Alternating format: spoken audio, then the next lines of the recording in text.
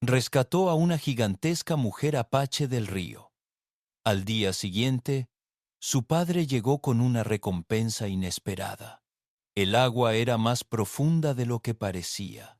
Para cuando Boone Carter se dio cuenta de que algo andaba mal, la corriente ya se había llevado lo que parecía ser una figura enorme que luchaba contra los rápidos. La mayoría de los hombres habrían seguido adelante. La mayoría de los hombres no habían visto lo que él vio en esos movimientos desesperados.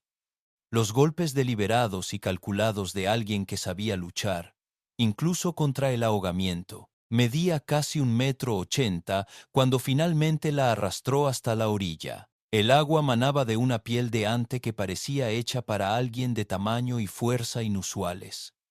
Sus ojos tenían una agudeza que lo hizo retroceder instintivamente. No era una mujer cualquiera. El intrincado bordado de cuentas en su ropa, su porte incluso al toser agua del río, todo en ella sugería importancia. Pero no hablaba inglés. Y cuando lo miró, había algo en su expresión que parecía menos gratitud y más evaluación. Desapareció en el desierto antes del amanecer, dejando solo huellas húmedas y una pluma de águila junto a su saco de dormir. Boone asumió que no la volvería a ver. La suposición duró exactamente 18 horas. Cuando el sonido de caballos acercándose llegó a su campamento la noche siguiente, Boone contó al menos una docena de jinetes.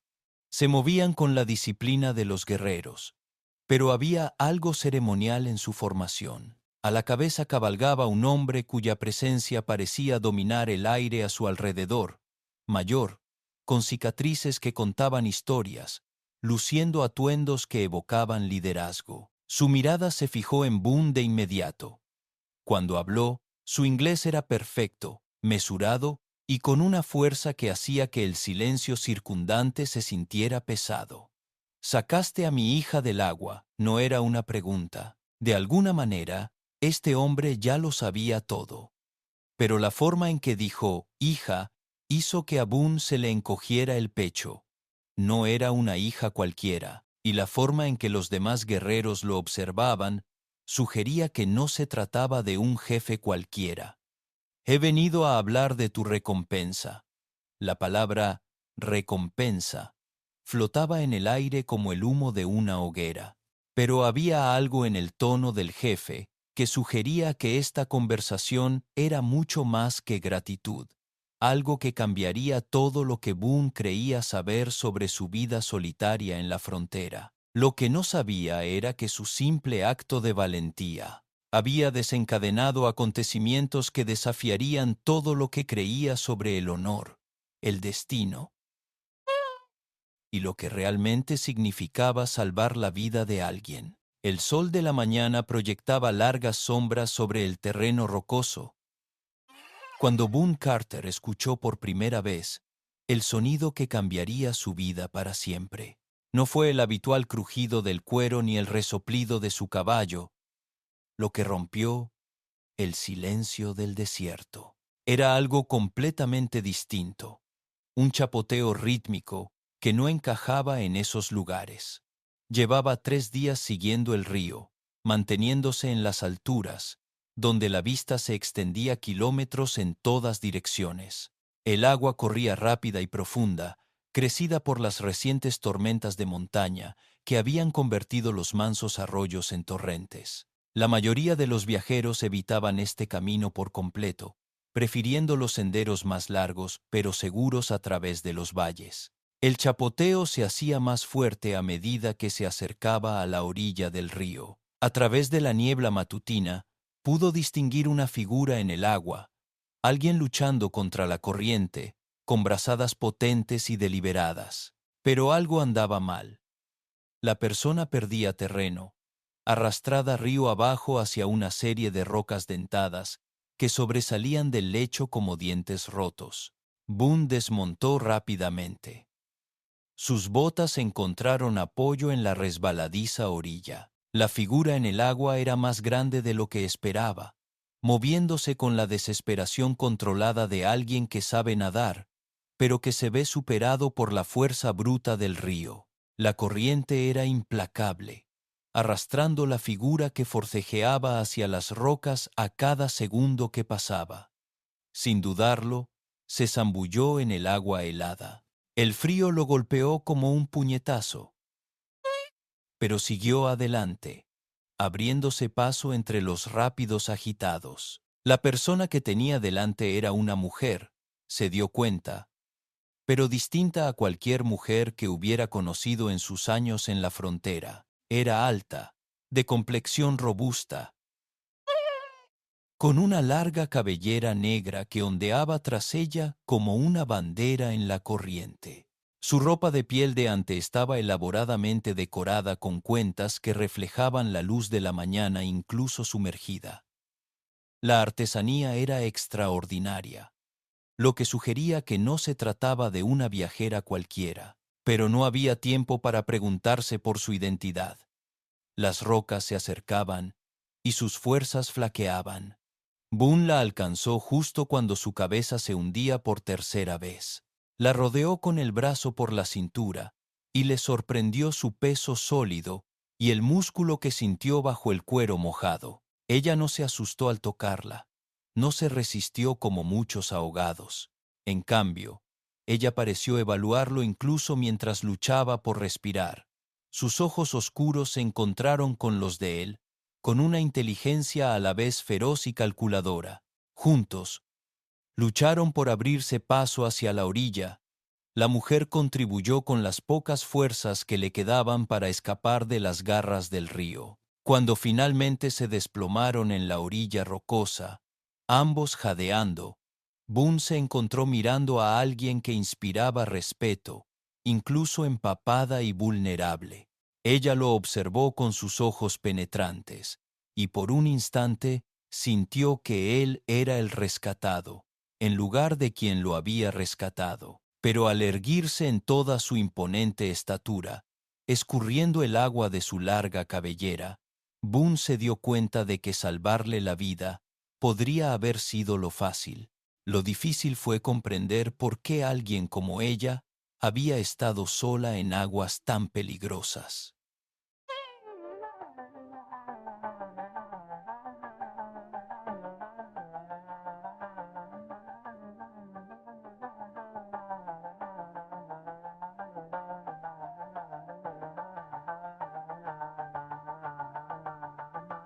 De pie en la orilla del río, con el agua aún goteando de su vestido de ante, observaba a Boone con una expresión que parecía pesar y medir todo en él. Cuando por fin habló, lo hizo en un idioma que él no reconoció. Aunque el tono no sugería ni gratitud ni hostilidad, algo más complejo que no pudo descifrar. Boone levantó las manos en un gesto de paz, señalándose a sí mismo. Boone, dijo simplemente. Boone Carter. Ella ladeó ligeramente la cabeza, considerando la información. Entonces se puso una mano en el pecho y pronunció una sola palabra que sonó como agua fluyendo. Ayanna. La formalidad de la presentación le resultó extraña, dado que acababa de sacarla de un río embravecido, pero Boone intuyó que, con esta mujer, cada gesto tenía peso. Se movía con la gracia controlada de alguien acostumbrado a mandar, y a pesar de su reciente experiencia, no había nada de derrota en su postura. Ayanna caminó pacientemente hacia donde se encontraba su caballo, observándolo con la misma intensidad con la que había examinado a Boone. Pasó la mano por el flanco del caballo, y el animal respondió con evidente aprobación. Incluso su caballo, típicamente receloso de los extraños, pareció reconocer algo autoritario en su presencia. Cuando se volvió hacia Boone, señaló río abajo y negó con la cabeza con inconfundible firmeza. El mensaje era claro. Fuera lo que fuese lo que la había traído a ese peligroso tramo del río, no tenía intención de continuar en esa dirección. Boone señaló hacia su pequeño campamento a lo lejos, luego al cielo, indicando la llegada de la noche.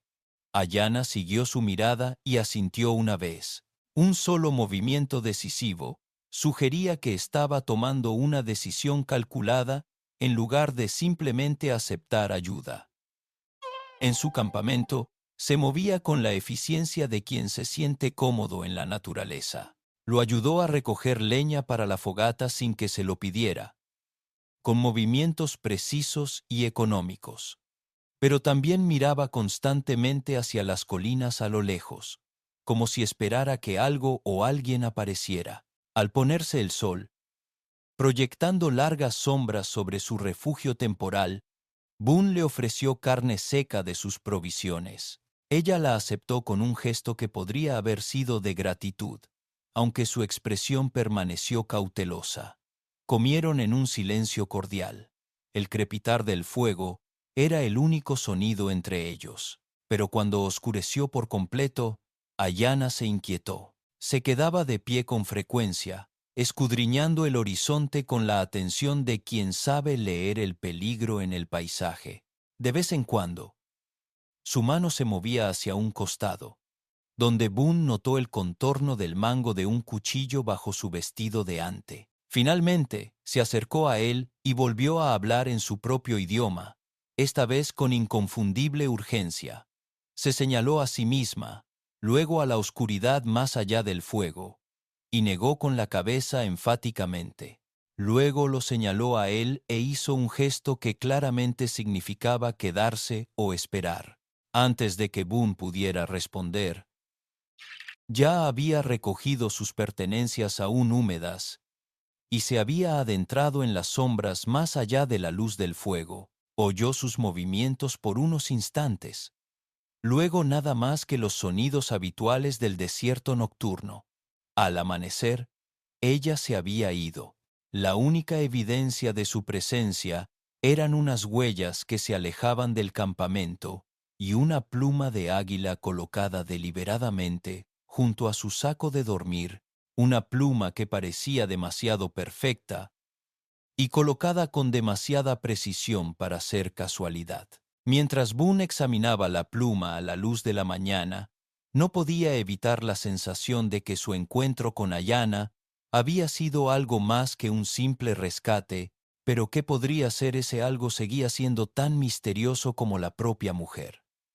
Boone pasó la mañana estudiando las huellas de Ayanna, intentando comprender la historia que contaban. Las huellas se dirigían hacia el norte, adentrándose en un terreno rocoso que desafiaría incluso a un rastreador experimentado, pero eran deliberadas, con un propósito. No se trataba de alguien que huía presa del pánico, sino de alguien que sabía exactamente a dónde iba. Guardó la pluma de águila en su alforja y continuó su viaje hacia el oeste, pero se encontró mirando constantemente hacia las colinas del norte, donde su rastro había desaparecido. El encuentro le había dejado con más preguntas que respuestas, y las preguntas solían corroer a uno durante largas horas sobre la silla de montar. Al mediodía, el sol caía a plomo, y Boone decidió descansar a la sombra de un grupo de álamos cerca del río. Estaba revisando las herraduras de su caballo cuando oyó el inconfundible sonido de varios caballos acercándose desde el este. Los jinetes aparecieron como siluetas oscuras contra el brillante horizonte, moviéndose con precisión militar. A medida que se acercaban, Boone contó 12 figuras montadas, todas vestidas con la ropa práctica de quienes vivían toda su vida al aire libre. Pero había algo ceremonial en su formación, algo que sugería que no se trataba de una patrulla casual, ni de una partida de caza. El hombre que los lideraba llamaba la atención incluso desde la distancia. Montaba su caballo con una autoridad innata que no se podía aprender ni fingir. Y a medida que el grupo se acercaba al lugar de descanso de Boone, esa autoridad se hacía aún más evidente. Era mayor que los demás jinetes, quizá de 50 inviernos, con hilos de plata entre el cabello, que aún era predominantemente negro. Tenía cicatrices en el rostro y las manos. No eran heridas casuales, sino las marcas deliberadas de alguien que había sobrevivido a muchas batallas. Su vestimenta era práctica y ceremonial a la vez, decorada con símbolos que evocaban liderazgo y respeto, ganados con hechos, no por nacimiento. Cuando el grupo se detuvo a 6 metros de la posición de Boone, el líder desmontó con fluidez. Sus ojos oscuros observaron cada detalle del campamento de Boone, su caballo, sus armas y, finalmente, al propio Boone. El escrutinio parecía minucioso y profesional, como ser evaluado por alguien que podía leer el carácter de un hombre en la forma en que cuidaba su equipo. «Sacaste a mi hija del agua», dijo el hombre en inglés, no solo con fluidez, sino con la cadencia de alguien que lo había aprendido lo suficiente como para usarlo como herramienta diplomática. La declaración golpeó a Boone como un puñetazo, no porque fuera amenazante, sino porque revelaba cuánto sabía ya este hombre. No le había preguntado si había visto a una mujer, ni si había estado cerca del río. Sabía exactamente lo que había sucedido, probablemente hasta el más mínimo detalle. ¿Tu hija?, logró decir Boone, aunque las palabras le resultaron insuficientes. El hombre se acercó, y Boone pudo ver que sus ojos reflejaban la misma intensidad inteligente que había notado en Ayanna. Se llama Ayanna. Me contó del hombre que arriesgó su vida por un desconocido. Una docena de preguntas se formaron en la mente de Boone, pero el líder continuó antes de que pudiera formular ninguna. «Soy Nastas», dijo, y la forma en que pronunció su nombre sugería que tenía peso por aquí. «Jefe de nuestro pueblo, y tú, Boone Carter, has hecho algo que merece reconocimiento». La palabra reconocimiento flotaba en el aire con implicaciones que Boone aún no podía comprender. Pero algo en el tono de Nastas sugería que esta conversación iba a ser mucho más significativa que una simple expresión de gratitud paternal. Nastas le hizo un gesto a Boone para que se sentara, transformando lo que podría haber sido una confrontación intimidante en algo más parecido a una reunión formal. Los demás guerreros permanecieron montados, pero relajaron ligeramente sus posturas, aunque Boone notó que mantenían posiciones que les permitían responder con rapidez si era necesario.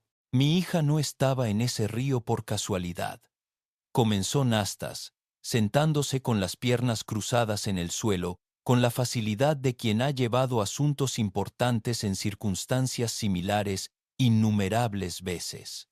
Ella estaba allí por deber, por honor, porque a veces el camino más peligroso es el único que nos lleva a donde debemos ir.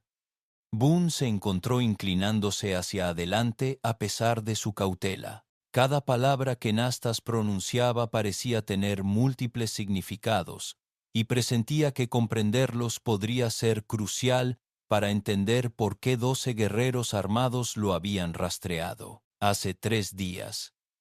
Nuestros exploradores nos informaron de que unos extraños se desplazaban por nuestro territorio, continuó Nastas.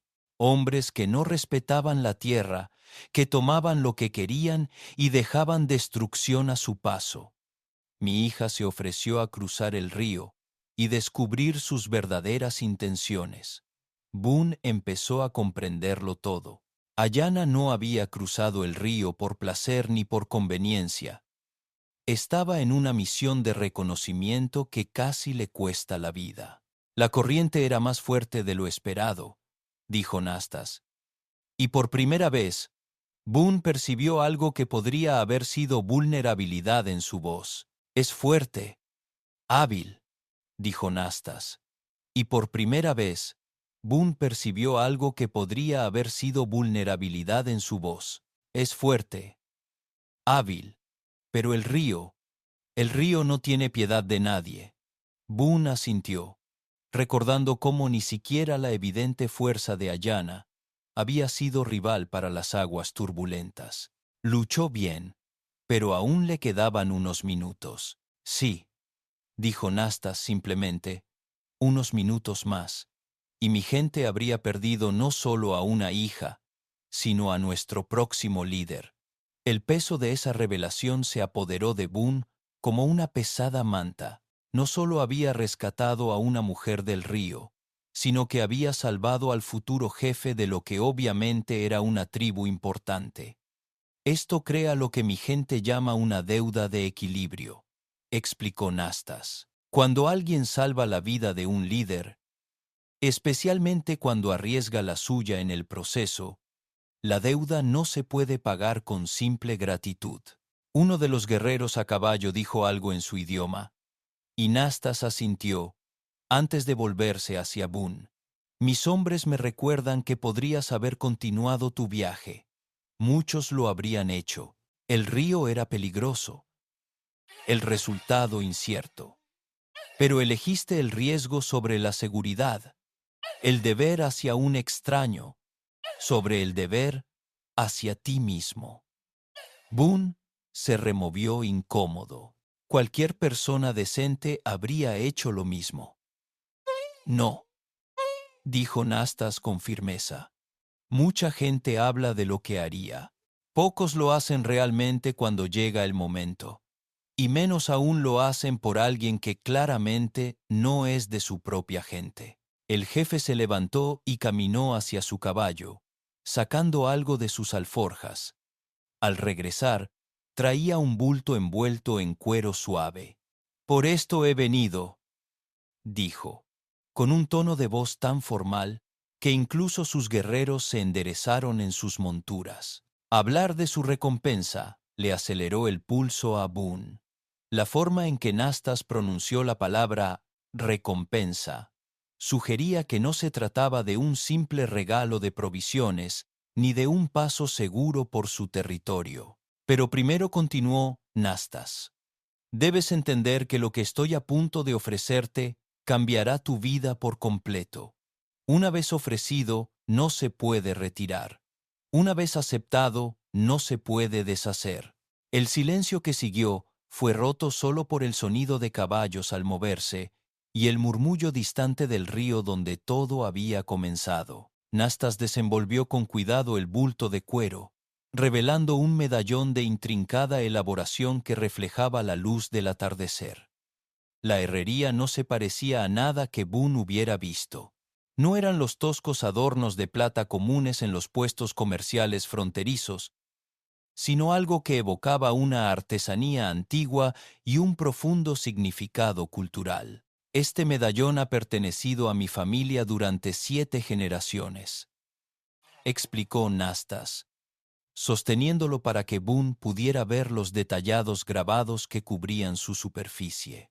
Se otorga solo a quienes han demostrado ser dignos de nuestra más profunda confianza y respeto. Boone estudió el medallón, reconociendo que, si bien hermoso, claramente no era la recompensa completa que Nastas había mencionado. El tono formal del jefe y las expresiones serias de sus guerreros sugerían que algo mucho más significativo se avecinaba. Pero el medallón es solo un símbolo, continuó Nastas, envolviéndolo con cuidado. La verdadera recompensa es lo que representa. La aceptación en nuestra tribu como miembro de pleno derecho, con todos los derechos y responsabilidades que ello conlleva. Las palabras impactaron a Boone con una fuerza inesperada. En todos sus años en la frontera, moviéndose de un lugar a otro sin vínculos permanentes, nunca había considerado la posibilidad de pertenecer realmente a algún lugar. La idea era a la vez atractiva y aterradora. Tendrías tierras que podrías llamar tuyas, explicó Nastas. Protección para la tribu, voz en nuestros consejos. Y hizo una pausa, mirando a sus guerreros antes de continuar. Si con el tiempo demuestras tu valía, la posibilidad de casarte con alguien de la posición social adecuada. La mente de Boone se dirigió de inmediato a Ayanna, recordando su mirada inteligente y su imponente presencia. La implicación en las palabras de Nastas parecía clara, aunque no se decía nada directamente. Pero continuó Nastas, con un tono más serio. Aceptar esta oferta significa dejar atrás tu antigua vida por completo. Vivirás como nosotros, seguirás nuestras costumbres, aceptarás nuestras leyes, no habría vuelta atrás a la existencia solitaria que has conocido. Uno de los guerreros habló brevemente en su idioma, y Nastas asintió. Mis hombres me recuerdan que no hacemos esta oferta a la ligera. En 20 años de liderazgo, solo la he ofrecido 2 veces, ambas a hombres que salvaron la vida de miembros de la tribu en circunstancias que demostraron su carácter incuestionable. Boone se encontró mirando el medallón envuelto, intentando procesar lo que le ofrecían. Un hogar, una familia, un pueblo al que pertenecer, todo lo que le había faltado a su desarraigada existencia. No tienes que responder de inmediato, dijo Nastas, aunque su tono sugería que no era una oferta que pudiera permanecer abierta indefinidamente. Pero debes saber que nuestros exploradores reportan más de esos extraños entrando en nuestro territorio, los que mi hija estaba investigando cuando casi se ahoga. Sus intenciones hacia nuestra gente no están claras, pero sus acciones sugieren que podrían representar una amenaza. La implicación era obvia. Unirse a la tribu significaría aceptar no solo los beneficios de la membresía, sino también los peligros que conlleva. Si aceptas nuestra oferta, continuó Nastas, se espera que nos apoyes ante cualquier amenaza a nuestro pueblo. Tu vida se vinculará a la nuestra de maneras mucho más profundas que una simple amistad o alianza. Boone levantó la vista y se encontró con la mirada fija de Nastas, consciente de que su respuesta a esta pregunta determinaría no solo su propio futuro, sino posiblemente el de todos los presentes. El peso de la decisión recaía sobre Boone mientras consideraba la oferta de Nastas. Todo en su vida había estado definido por el movimiento, por la libertad de elegir su propio rumbo, sin considerar las necesidades ni las expectativas de los demás. La idea de un compromiso permanente le resultaba extraña y extrañamente atractiva. ¿Puedo preguntar?, preguntó Boone con cautela. ¿Qué pasó con los 2 hombres que aceptaron esta oferta antes? La expresión de Nastas se tornó solemne. El primero demostró ser digno en todos los sentidos. Se convirtió en uno de nuestros guerreros más respetados y vivió entre nosotros durante 30 años hasta que la edad lo reclamó. Sus hijos aún continúan su legado dentro de la tribu. Hizo una pausa antes de continuar. El segundo, descubrió que la vida de responsabilidad compartida no era lo que esperaba. Después de 2 años, decidió irse. Nos separamos como amigos, pero él nunca pudo regresar. La honestidad de la respuesta le pareció significativa a Boone. Nastas no intentaba ocultar los desafíos ni pintar una imagen irreal de lo que significaría ser miembro de la tribu. Los desconocidos que mencionaste, dijo Boone, ¿qué tan grave es la amenaza que representan? Uno de los guerreros se inclinó hacia adelante en su silla y le habló rápidamente a Nastas, quien escuchó atentamente antes de traducir. Lobo Gris dice que han estado tomando caballos sin permiso, cazando en zonas sagradas para nuestro pueblo y faltando al respeto a la tierra misma. Ayer quemaron una sección de bosque simplemente para despejar su camino. La destrucción casual descrita molestó a Boone más que la hostilidad directa.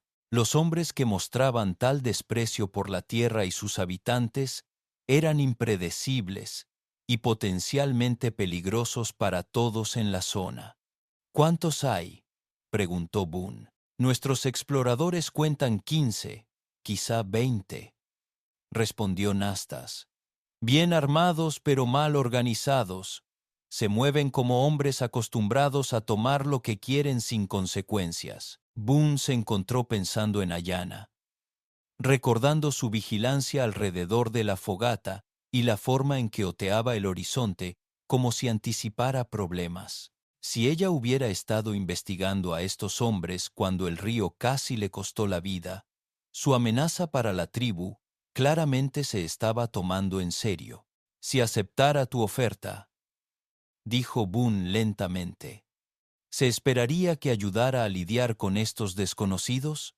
Se esperaría que apoyaras a tu gente, respondió Nastas. ¿Cómo te apoyaríamos?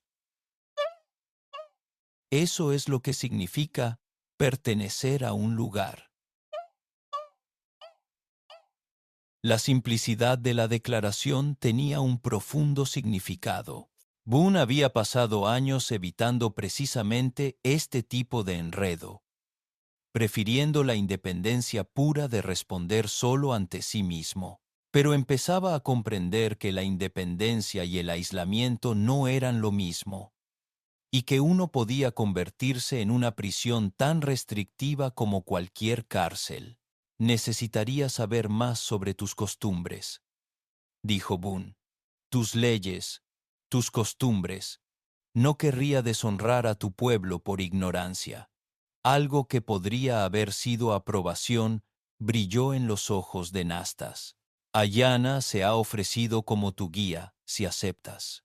Ella conoce nuestras costumbres mejor que nadie, y ya ha declarado que tu carácter ha quedado demostrado con tus acciones. La mención de Ayana le produjo a Boone una inesperada calidez. La idea de aprender de ella, de ver esa intensidad inteligente aplicada a la enseñanza, en lugar de a la evaluación, era más atractiva de lo que estaba dispuesto a admitir. ¿Cuánto tiempo tengo para decidir?, preguntó Boone. El sol se pondrá en 4 horas, respondió Nastas. Para cuando vuelva a salir, debes darme tu respuesta. La fecha límite estaba más cerca de lo que Boone esperaba, pero quizás era apropiado.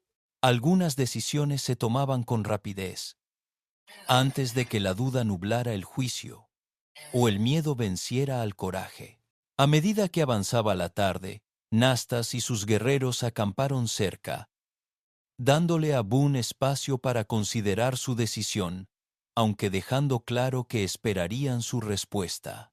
La proximidad se sentía respetuosa en lugar de amenazante, pero también le aseguraba que no podría evitar la decisión que se le presentaba. Boone se encontró caminando hacia la orilla del río, donde había sacado a Ayana de las aguas agitadas. La corriente seguía corriendo rápida y profunda, indiferente a los dramas humanos que se desarrollaban en sus orillas.